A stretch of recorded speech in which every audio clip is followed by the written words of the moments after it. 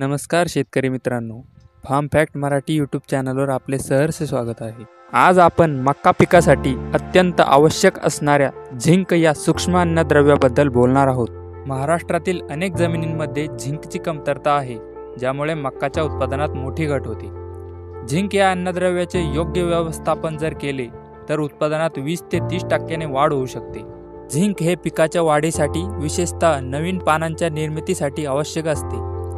तसेच प्रकाश संश्लेषण म्हणजेच फोटोसिंथेसिस प्रक्रियेत मदत करते, त्यामुळे झाड स्वतःचे अन्न तयार करते। तसेच पिकाची रोगप्रतिकारक शक्ती वाढवते, त्यामुळे मक्काचे दाणे भरण्यास मदत होते। झिंकची कमतरता म्हणजेच उत्पन्नाची कमतरता, त्यामुळे योग्य नियोजन करणे आवश्यक आहे। शेतकरी मित्रांनो, झिंकची कमतरता ओळखणे अगदी सोपे आहे। 20 ते 25 दिवसानंतर साधारणपणे झिंक कमतरतेची लक्षणे दिसू लागतात। नवीन पानांवर किंवा खोडाजवळच्या पानावर पांढऱ्या किंवा पिवळ्या रंगाचे पट्टे दिसतात।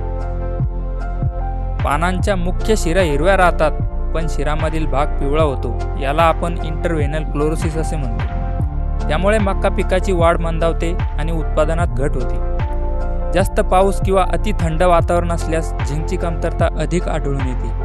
शेतकरी मित्रांनो, पेरणीच्या वेळी पहिल्या खत व्यवस्थापनामध्ये झिंक सल्फेट 10 ते 15 किलो प्रति एकर द्यावे। 25 ते 30 दिवसानंतर झिंकची कमतरता दिसून आल्यास चिलेटेड झिंक EDTA 12% 5 ग्रॅम प्रति लिटर पाण्यात मिसळून फवारणी करावी। नवीन तंत्रज्ञानावर आधारित नॅनो झिंकचाही फवारणीमध्ये वापर करता येतो। फॉस्फरस युक्त खतांचा अतिवापर केल्यास झिंकची उपलब्धता कमी होते, त्यामुळे समतोल खतांचा वापर करणे गरजेचे आहे।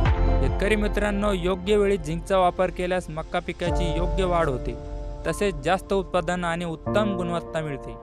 तसेच कणसांचाही योग्य वाढ होऊन दाण्यांची संख्या वाढते। शेतकरी मित्रांनो, हा व्हिडिओ माहितीपूर्ण वाटला असेल तर लाईक करा, तुमच्या इतर शेतकरी मित्रांनाही शेअर करा। अशाच नवीन शेतीविषयक माहितीसाठी फार्म फॅक्ट मराठी या चॅनलला सबस्क्राईब करायला विसरू नका। तुमचे काही प्रश्न असतील तर कमेंट बॉक्समध्ये नक्की विचारा। भेटूया पुढच्या व्हिडिओमध्ये। धन्यवाद।